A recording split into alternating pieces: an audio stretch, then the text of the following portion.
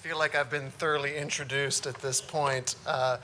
Everyone has been thoroughly welcomed, and I don't feel like, as a newcomer, I should be the one welcoming you. I want to thank you for welcoming me to Allegheny County, having only arrived here on July 1st to join the Commonwealth Attorney's Office. It has been a privilege to be here and to serve. And as Ann has said, my background prior to joining the Commonwealth Attorney's Office was in civil practice. And in recent years, particularly, that practice focused on breach of fiduciary duty matters. So what I'm going to try and do with the short time that I have is try and bridge the two universes legally. This is about Senior Law Day that you've heard discussed so far. The civil side, right? And I think folks are pretty familiar with civil matters. Those are matters that are not criminal in nature, where two parties are normally two parties, two or more parties, are trying to resolve some sort of a dispute versus a criminal matter where it's the Commonwealth, it's the government that is seeking to extract some sort of justice from a person who's done wrong. And at the end of the day, as this relates to seniors, it's all about addressing needs and addressing gaps. And on your program, you'll see that guardianship and conservatorship is the topic that's listed next for me to discuss. So I'm going to try and touch on that because I think we need to talk about it. And I'm also going to try and address gaps, and that's a gap filler. And then we'll also try and address how the criminal law fills in some gaps when things go awry there. So guardianship and conservatorship, to be very clear, is a civil proceeding. It is not something that the Commonwealth Attorney's Office does. The attorneys who are listed on your list there, many of them are experts in this area and they can help you. So what is it? A guardian is a person who is appointed by the circuit court to be a fiduciary. And we're throwing around the word fiduciary because there's a lot of lawyers sitting up here and we take for granted that folks may not be familiar with what a fiduciary is. In brief, a fiduciary is a person. Any of you could be a fiduciary who is held in a position of highest trust. Fiduciary duty is the highest legal duty that the law can place on you, or on anyone for that matter. And to serve as a fiduciary, one must act in good faith, with loyalty, and always in the best interest of the principal, that is, the person whom they are serving. Okay? So a guardian is a fiduciary who is appointed by the circuit court who has the power to make personal decisions over an individual. And in order to qualify for that, a court must find, by clear and convincing evidence, that that person is unable to meet the essential matters for their care. In other words, in the most simple sense, the court must find that an individual can no longer take care of themselves. And now that might be for reasons of Alzheimer's. It's one of the diseases that we've heard discussed today. It may be for a number of other reasons. It's not always related to dementia. Now, to be clear, what a guardianship is not is an imposition on the will of someone whose mental capacity is still very strong, but whose physical faculties may have failed. In other words, the mere fact that I can't walk around or bathe myself does not mean that I need a guardian. A guardian is for a lack of capacity, not mobility or any sort of ambulatory question, okay? So the corollary to a guardian who deals with the decision-making for the person, the individual, is the conservator. And the conservator, like the guardian, is appointed by the circuit court, and the conservator is tasked with managing the financial affairs of the ward being the person who has had a guardian or conservator appointed over him or her. And a conservator is the money person, and they're required within 4 months of appointment to essentially take control of the entirety of the estate of the ward and to administer it to the best of their ability and in accordance with the law. And there are some very specific rules that apply to administering funds that are held in a conservatorship. And I think an easy way to analogize it, and this is not it's not a formal legal analogy, but I think folks are more familiar with administrators or executors of estates. Those are things most of you have probably come into contact with in some way. Maybe you managed your parents, maybe it's a sibling. But an easy way to think of it is a conservator is very much like an executor or an administrator or a trustee over a living person. And that living person has to have been found by the court to lack the ability to manage his or her financial affairs. So how does this happen? And it can happen in a variety of ways, and it's always for the protection of the adult who is in need of services. So guardianship and conservatorship are always matters of protection where the court has identified that this person cannot manage their affairs without the assistance of a guardian or conservator. And now picking up on something that Bill Parks had mentioned earlier with powers of attorney. Powers of attorney can very easily avoid the need for a guardian or conservator because, as Bill has rightly noted, the law does note that the court need not, and I think those are the exact words from the statute, need not appoint a guardian or conservator over someone when there is a valid power of attorney or advanced medical directive or both that is functioning. Now, sometimes issues can come up there where there is a valid power of attorney and or advanced medical directive, but the fiduciary who is acting under those documents has breached their fiduciary duty and is no longer acting within the best wishes and the best interests of the ward. So that can be a case where guardianship and conservatorship could come out. So it can be in one case where you can draft this away. And I think, as Mr. Snyder noted, there are lots of careful planning practices that can avoid the need for guardianship and conservatorship. And a little bit of diligence can address that. Now, that said, the need has been underlined time and again this afternoon to constantly review and update estate planning documents. And I'll give you a brief anecdote here. A case I was involved in not long ago in the civil side, where someone had developed dementia, had been in a nursing home, and had two powers of attorney that this person had executed, one naming this person's spouse as an agent, and the other naming this person's child as an agent. And the spouse predeceased the person in the nursing home, and the power of attorney that was given to the child did not include the power to sell real estate. And you've heard from Ms. Hepler all about the spend down that Medicaid requires, and these folks were in that situation of having to do the Medicaid spend down, and all of a sudden they thought, we have this elaborate estate plan, we have multiple POAs. What are we doing here? Oh no, we didn't provide for the power to sell real estate, and it necessitated the appointment of a conservator in order to sell the real estate because a gap was created in the estate plan by one person predeceasing another, and no one addressed it. So if you take nothing else away from that, it's that your estate planning documents are as alive as the person who signed them, and they are in constant flux and need to be reviewed on a regular basis to avoid the need for this.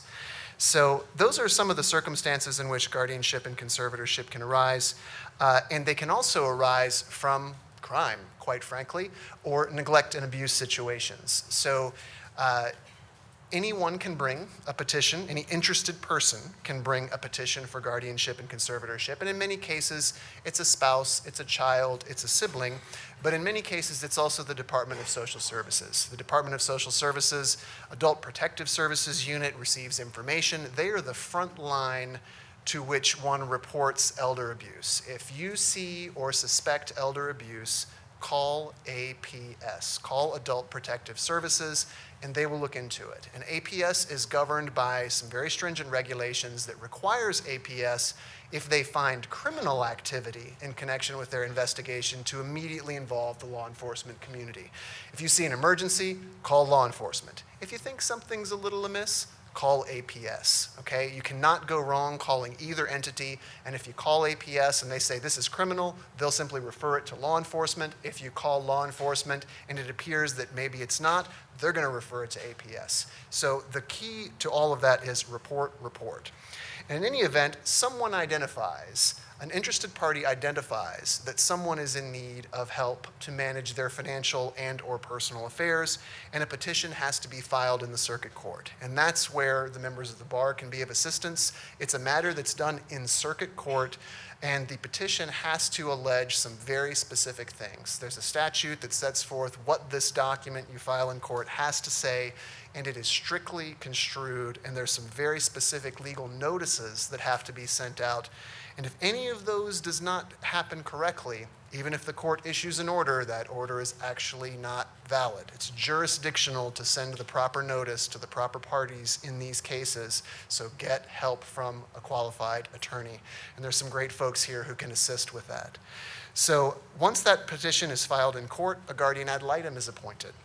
A guardian ad litem is a lawyer who is appointed by the court to look into the matter and to determine, one, whether the person in question actually needs a guardian or conservator. So in some cases, guardianship might be brought by someone who thinks maybe someone needs help, but maybe they really don't.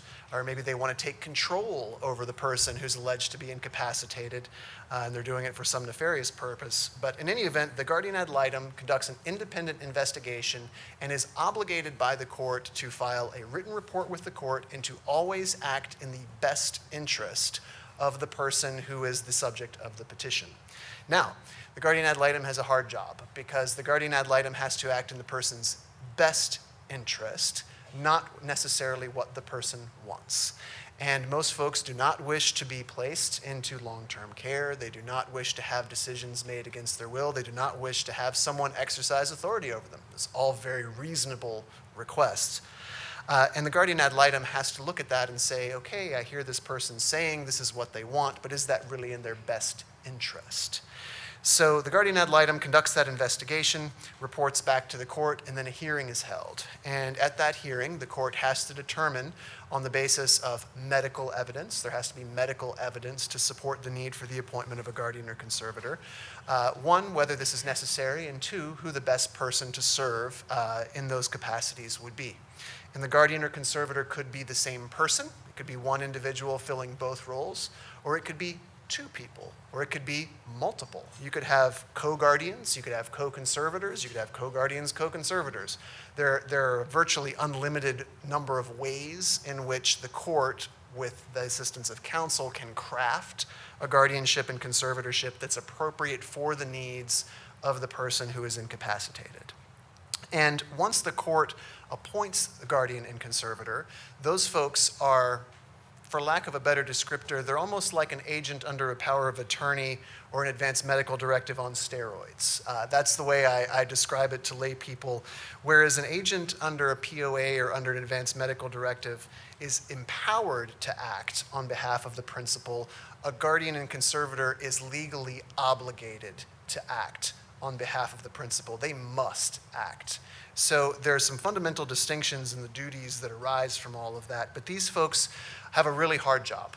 And they're also supervised on an ongoing basis by the court and are required to make a number of periodic reports. And the guardians file their reports with the Department of Social Services annually. There's an initial report that's filed after 4 months, and then thereafter it's annual reporting, telling the Department of Social Services what they've done for the guardian, or not for the guardian, for the ward, and what that guardian believes is necessary by way of any changes to the care plan for that person. And the conservator files an accounting annually with the Commissioner of Accounts. And Mr. Snyder's office addresses that here in Allegheny County, and it has to be to the penny. Every single penny that passes through the custody of the conservator must be accounted for and must be substantiated with bank statements, copies of checks, and receipts for each and every cent that goes through that fiduciary's hands. And so the Commissioner of Accounts office reviews those and then reports to the court on any issues.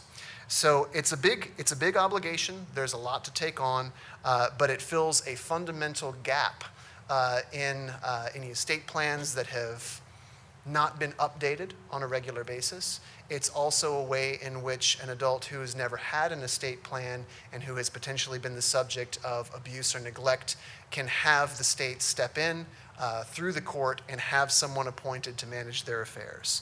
So that's guardianship and conservatorship in a nutshell. It can arise from something as simple and as not updating an estate plan, which is certainly not exploitative in any way. It's oftentimes just an oversight on the part of the person who thought they had everything in order, and then something weird happened. But it can also be a form of protection that arises from an investigation or simply from a concerned neighbor. And what I think is really important to take away from all of this is report. okay? Law enforcement is here to assist, and the bar is here to assist on the civil side of things, but no one can take action as regards elder abuse if there is not a report. So call APS. You can make an anonymous report. When it comes to guardianship and conservatorship, anyone who brings a petition for guardianship and conservatorship, and that petition is brought in good faith and for the best interest of the person of whom it is the subject, is immune, okay? Doctors who fill out the medical evaluations from this are immune from civil liability. If someone says, look, hey, I didn't want this, I don't need this, and maybe the court even denies the petition, as long as that petition was brought in good faith, the court is not going to beat anyone up for doing this, okay? Now, that being said, it's the subject of abuse, and we have seen, including here in Allegheny County, some very elaborate plans that have been carried out. And you can see when you have absolute power over the person, where that person is going to be placed, what care decisions are going to be made for them on the one hand, and all of their assets on the other. Someone can manipulate that. And unfortunately, some fiduciaries do manipulate that. And they will use that, they will exercise their influence to have wills rewritten, and then take control over their estate, have someone found incapacitated. Now they've got a will that leaves the estate to someone else, and it's very hard to undo. So that's where breach of fiduciary duty comes into play. And you've heard some discussion from several folks about breach of fiduciary duty, which is a civil remedy. So an attorney who's in civil practice can assist you with a breach of fiduciary duty claim, whereby the fiduciary can be held personally liable for every cent that they can't account for an estate. And it's a very, very powerful and expansive remedy. And the fiduciary is also essentially ends up carrying most of the burden of proof once brought before the court to show why they can't account for money. So that's a very, very powerful civil remedy. And on the criminal side, of course, the Commonwealth has the ability and does bring charges against folks for embezzlement, for abuse of someone who is an incapacitated person, for straight up theft, prescription fraud, any kind of thing that comes out of this. And of course, the question there is really a question of intent, right? If the person made a mistake, everyone in this room is a human being, we're all fallible, people make mistakes, and being a fiduciary is hard, right? It is not easy. Most people don't have experience managing other people's money. That might be a breach of fiduciary duty matter. On the other hand, the case study that you heard about earlier, someone said, okay, I'm writing a check for this. Okay, maybe they messed up, maybe they didn't understand what they could do. Then they kept writing checks out of the estate, and that became theft, okay? And that the difference there, in both cases, money went missing, right? Money that belonged to the estate, belonged to someone else, went missing. And the question is, what did they intend? Did they intend to steal it, or did they simply make a miscalculation in doing a complicated job, which does not absolve them of liability civilly, but maybe they're not criminally responsible? And who is the right person to make that determination? Law enforcement and adult protective services. So the bottom line on all of this is, if something seems wrong, report it. Feel no shame in reporting it. It's not like anyone has done anything wrong in reporting it, and let the folks who are trained to address these situations make that determination. Is this a civil matter or is this a criminal matter, so that no matter what, the person who lacks capacity has those needs met. I think I'm out of time. Thank you very much.